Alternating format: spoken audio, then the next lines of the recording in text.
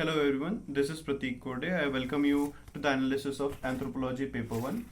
Uh, 2022 का जो paper था, I would say it was a bit lengthy, but practical था and we'll discuss everything कि सारे questions कहाँ से आते हैं and most importantly हमें student के perspective से देखेंगे कि आपने कौन से एरिया पे ज़्यादा फोकस करना है, कौन सा एरिया है जिस पे स्कोरिंग हायर होता है. जैसे लास्ट ईयर का आई हैव एक्सपीरियंस कि मैंने जिस टाइप पे क्वेश्चंस लिखे थे उसमें I got better marks.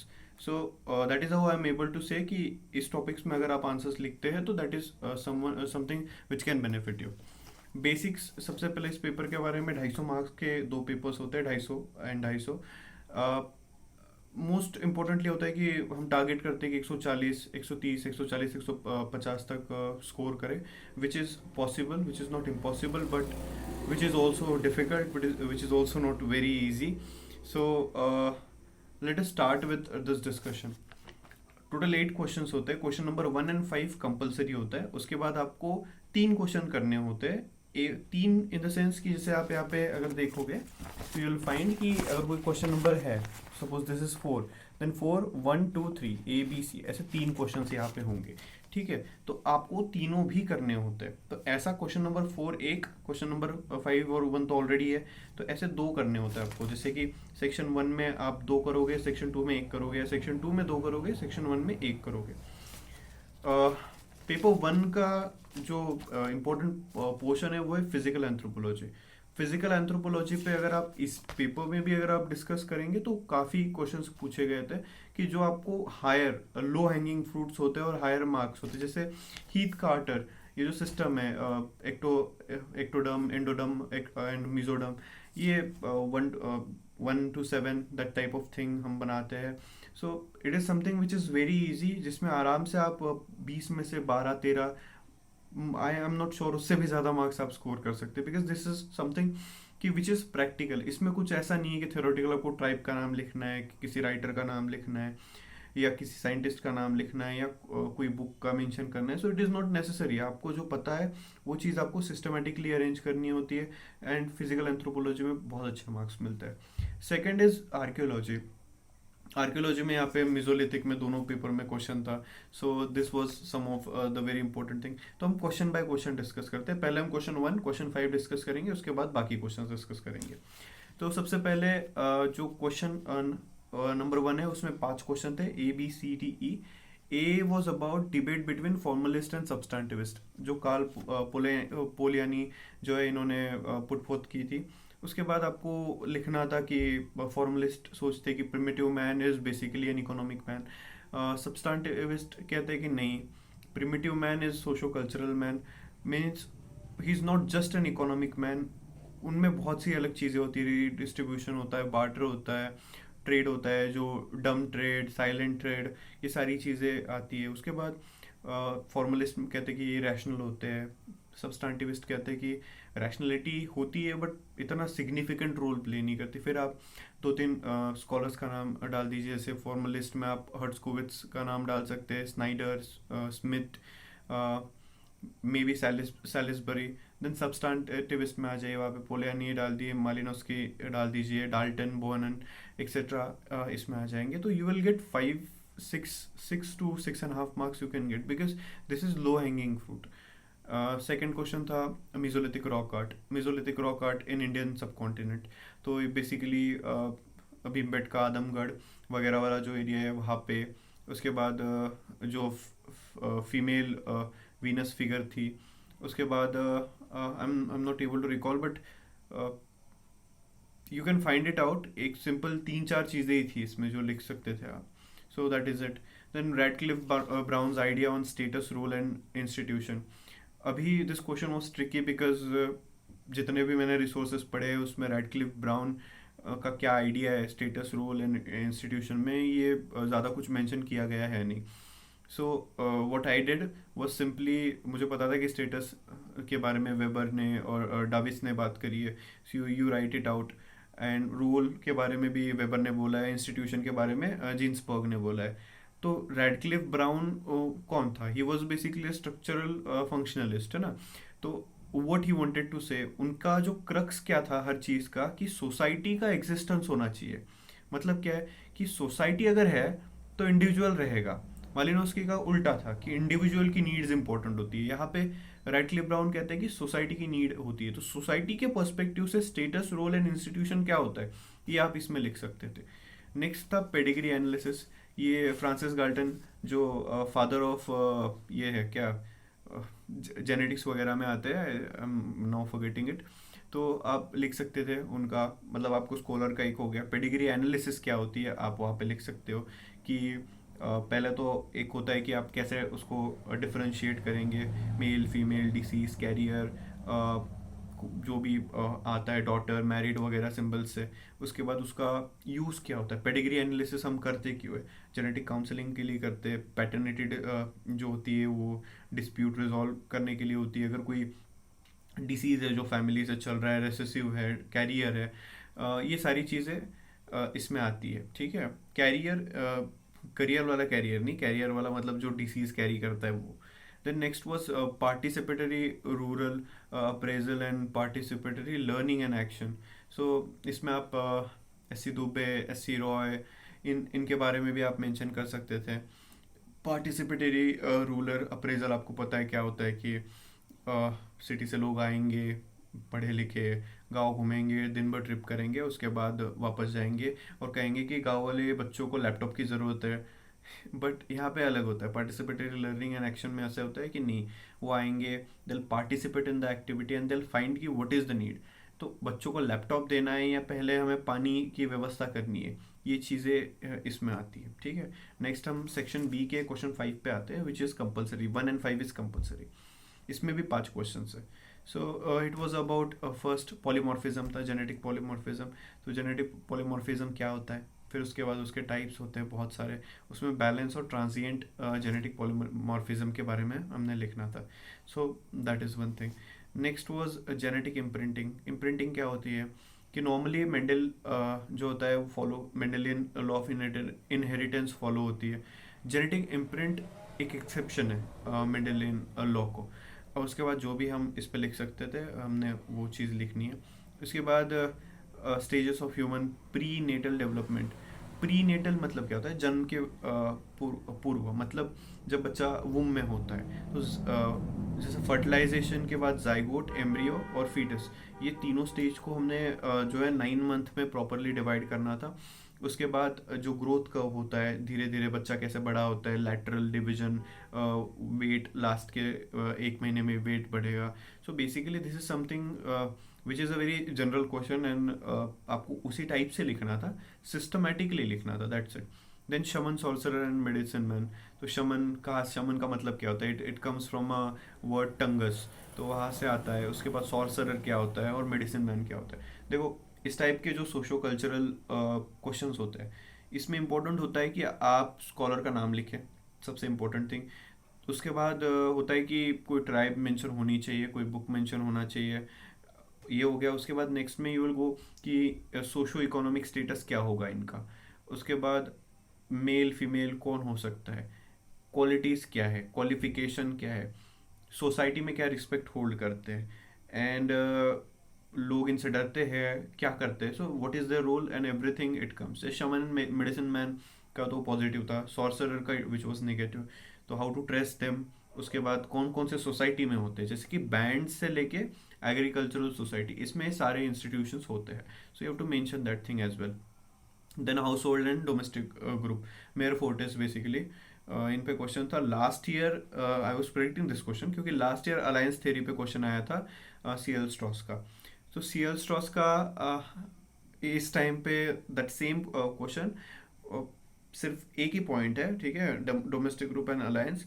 Alliance पे लास्ट ईयर आ गया, इस साल डोमेस्टिक ग्रुप। तो अभी ये पॉइंट को आप काट ही दीजिए, 2000 में भी 24 या 25 में, then again it will repeat. So this is one thing. Next is question number 2 पे आते हैं। ठीक है, question anthropology, systematic, objective, holistic study.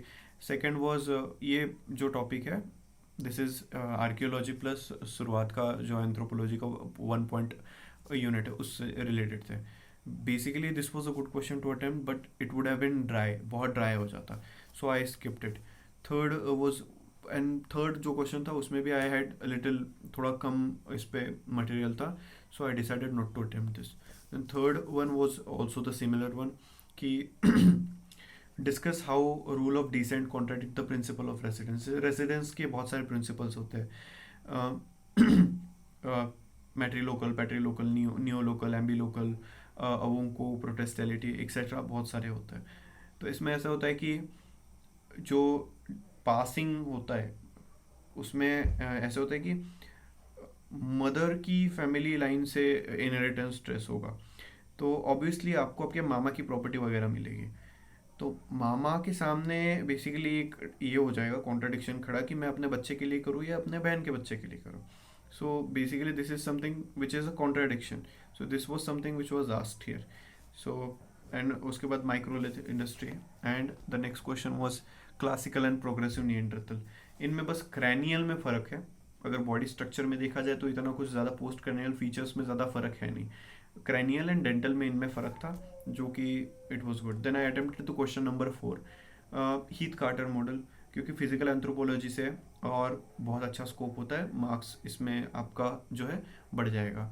So this is like first question and straight forward question था, कोई ज़्यादा इसमें डांस वगैरह नहीं था. Second was ethnocentrism and cultural relativism. Franz Boas, William Sumner and Elizabeth, ये तीनों का मेंशन करना था. 3 आपके स्कॉलर्स हो गए. उसके बाद इसमें था कि अब कैसे जो है इथनोसेंट्रिज्म जो है उस पर कल्चरल रिलेटिविज्म सेल कर रहा है, मतलब ऊपर जा रहा है. सो यू नो उस टाइम पे ऐसा था हिस्टोरिकल टाइम पे कि उनकी रिक्वायरमेंट थी वेस्टर्न सोसाइटी की हमको इंडियन हो अफ्रीकन हो, इन कम्युनिटीज़ को दबाया दिया जाए, ख़त्म कर दिया जाए, क्योंकि उनका उस टाइम पे मेंटेलिटी थी white man's burden. Right now जब ये कम्युनिटीज़ ग्रो कर रही है कि हमें हमारा कोहिनूर दे दो, हमें हमारा डायमंड दे दो, so now they are also switching to the cultural relativism method कि जो जैसा है अभी उसको वैसे देखो. क्योंकि अगर we also started questioning them कि भाई साहब आपने उस टाइम पे क्या किया था, आपने तो लिटरली जेनोसाइड्स पे जेनोसाइड्स करे थे, सो अब उस पर क्या करेंगे ना. That was all about it and this is लिखना था. उसके बाद कूलरिंग, मालिनोस्की, आर्गोनॉट ऑफ वेस्टर्न पैसिफिक, ठीक है, इसके ऊपर लिखना था उनको कि व्हाट एवरीथिंग इज अबाउट. बाकी लोगों के व्यूज़ क्या है उस पर, कि इज़ इट ओनली कहते हैं उसको कि ये सिर्फ जो था इकोनॉमिक है था, सेरेमोनियल था, या फिर इकोनॉमिक एंड सेरेमोनियल दोनों था. So that is the question. Then question number 6 पे आता है सोशल कंट्रोल्स के तरीके क्या क्या होते हैं. So we know different different political society system. Political systems कौन से, बैंड, क्लैन, उसके बाद फ्रैटरी, ट्राइब, फ्रैटरी नहीं सॉरी ट्राइब, उसके बाद चीफडम एंड स्टेट. स्टेट में भी archaic state and modern state. तो सोशल कंट्रोल के कौन कौन से मीडियम्स होते हैं, तो जो प्रिमिटिव सोसाइटीज़ होती है, सिंपल सोसाइटीज़ होती है, ट्राइबल तक लिमिटेड होती है, उनमें बेसिकली रेडिक्यूल होता है, गॉसिप्स होता है, आपको फीस्ट प्रोवाइड करना होता है पूरे गांव को. So basically fear of God, जैसे रिमंड फर्थ ने टिकोपिया की स्टडी करी थी, तो वहाँ पे लोग मैजिक से ब्लैक मैजिक से डरते हैं. उसके बाद अंगामी नागा कम्युनिटी में विमेन, मतलब जो भी ऑफेंड करेगा, ऑफेंडिंग जो पार्टी होगी वो बहुत ज़ोर ज़ोर से रोएगी, एंड जिनका मन दुखा है उनको माफ़ी मांगेगी. उसके बाद जैसे कुलारिंग में भी होता है कि आप 2 साल से ऊपर कुला होल्ड नहीं कर सकते वरना आपको गॉसिप फेस करेंगे. तो ये बेसिकली सोशल कंट्रोल होता है. इसमें बहुत सारे एग्जांपल्स देके आपको कवर करना है. उसके बाद ये अच्छा सवाल था, what is meant by health. उसके बाद बर्डन ऑफ लाइफस्टाइल डिसीज, ठीक है, एंड जस्टिफाई योर आंसर. जैसे अभी नेशनल फैमिली सर्वे, हेल्थ सर्वे आया था 05, तो उसमें ये बताया था लाइफस्टाइल डिसीज़ जो है वो बहुत बढ़ गए, and there are good chances कि अभी जो कम्युनिकेबल डिसीजेस है इससे भी ज़्यादा टोल ले ले. आप जानते हैं 36 मिलियन बच्चे इंडिया में अंडर नरिश्ड है, एंड 34 मिलियन बच्चे ओबीज कैटेगरी में आते हैं. So this is nothing but एक डाइकोटोमी है, आप समझ सकते हैं इस चीज़ को. उसके बाद नेक्स्ट है कि ये reduction in the age of menarche कि रीज़न क्या है इस चीज़ का, रिडक्शन क्यों हो रहा है, ठीक है. तो व्हाट इज़ मेनार्की सबसे पहले, उसके बाद उसकी कैटेगरी अर्ली लेटर, उसके बाद 4-5 एग्जांपल. इंडिया में एवरेज 11.8 है, दिल्ली में 11.8 है, इंडिया में 12.8 या समथिंग है। उसके बाद यूरोप में या यूएस में, अफ्रीका में, सम कंट्रीज़ में आप मेंशन करिए। उसके बाद रीजंस क्या हो सकता है। बेसिकली मीनार के जो होता है, it is mostly genetic in nature, ठीक है। It is not something which has to do a lot with nutrition, but yes nutrition plays an part, genetic is most important.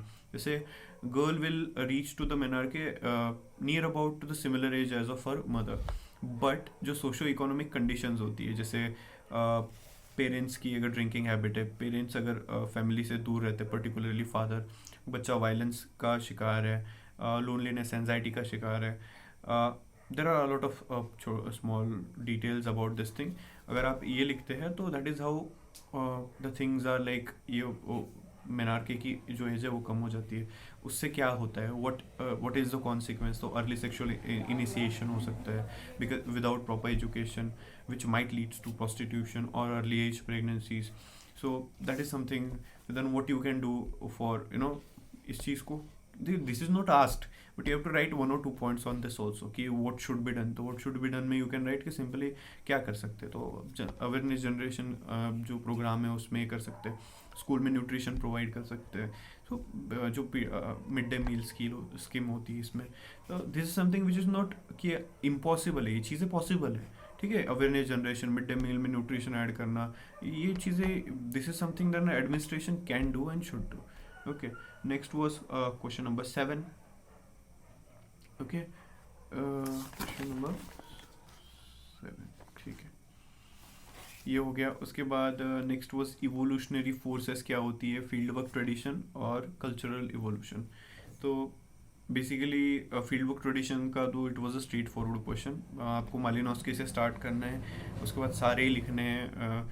जैसे इंडिया में भी बहुत सारे, जैसे ब्रिग्स है जिन्होंने चमार पे स्टडी करी थी। उसके बाद नागास की बहुत सारी स्टडीज़ हैं, हेमनडॉफ की नागास पे बहुत सारी स्टडीज़ है, कादर्स पे है, रॉबर्ट रेडफील्ड की अंडमान निकोबारीज पे है। सो उसमें आपको बहुत सारी की स्टडीज़ का मेंशन करना था। इवोल्यूशनरी फोर्सेस क्या है मॉडर्न ह्यूमन डाइवर्सिटी में। So at this time I couldn't understand this question because exam pressure होता है। So I just decided to stay away from this question and I went to the 8th one. And yes, cultural evolution का जो question था, approaches में इन तीनों में क्या ही फ़र्क था। जैसे कि अगर आप देखोगे तो Leslie White, he was basically a energy man, ठीक है। सो ही सेड कि energy into technology is equals to progress. So he was something cultural evolution. इनका ये था कि कल्चरल इवोल्यूशन मतलब क्या, तो एनर्जी जो है उसका कंजम्पशन बढ़ना चाहिए और टेक्नोलॉजी बढ़ेगी तो कल्चरल इवोल्यूशन होगा। Julian Steward on the other hand, उन्होंने कहा कि ये सारी चीज़ें हम एनवायरमेंट को रिस्पॉन्स करने के लिए करते हैं। So he was basically someone cultural ecology वाले, Julian Steward if I am not wrong. And Marshall Sahlins, ये infrastructure superstructure and some other structure, ये इनके बारे में था। सो इन्होंने भी ये किया था, but this was just an approaches, ऐसे कुछ स्पेसिफिकली ये क्वेश्चन नहीं था। And mostly first question I couldn't attempt, that's why I had to leave this thing because वो 20 मार्कर था। Next is question number 8, discuss the contemporary population problem in the light of various socio economic demographic theory. तो इसमें आप socio cultural demographic theories mention करेंगे जो है, उसके बाद पॉपुलेशन प्रॉब्लम क्या है कंटेम्पररी वो आप मेंशन करेंगे। उसके बाद एट दिस टाइम इस question is also asking for the suggestions also, ठीक है। इसमें लिखा कहीं नहीं होगा बट यू नो कि हमें सजेशंस देना है। अगर हमें ज़्यादा सजेशंस नहीं देना है तो पॉइंट्स में देना है और 30 वर्ड्स में ख़त्म कर देना है, ठीक है। क्योंकि दिस इज 20 मार्क का क्वेश्चन एंड इसमें जितना लिख सकते हो उतना लिखिए। Next is HLA system and blood group system क्या होता है, ठीक है। और वो RCA से अलग कैसे होता है। HLA आप जानते हो, chromosome number 6, human leukocyte antigen, histocompatibility, organ transplant और प्लेटलेट्स फ्यूजन वगैरह में इसका बहुत सा रोल प्ले होता है, similar we with the RCAs। But ये डिफरेंस कैसे होते हैं, that is what we had to write. The next was straightforward forward क्वेश्चन कि डिज़ाइनिंग इक्विपमेंट में इसका रोल क्या होता है। So anthropology, body study, anthropometry, ठीक है, एंथ्रोपोमेट्री को डिज़ाइनिंग में हम कैसे यूज़ करें, that is the question. So overall अगर इस पेपर को देखा जाए तो इट वॉजेंट जैसे 2020 का था कि राइटर्स का नाम डाल दिया हो परेशान करने के लिए स्टूडेंट्स को, कोई नई टर्म ऐड करी हो। So this is not it this year, which is good, and it actually gives the level playing field. And what overall analysis of, if you would ask me, it was a good question paper. And I think this year the cutoff will, the average score should be 260, should be the decent score, because this was a good question paper. But at the same time ऐसे नहीं था कि इसमें बहुत अच्छा score भी हो सकता है, and it was lengthy, to be very honest. So let's hope everything goes well. So thank you, and I'll be coming up with the paper 2 analysis as well. So stay tuned. Thank you.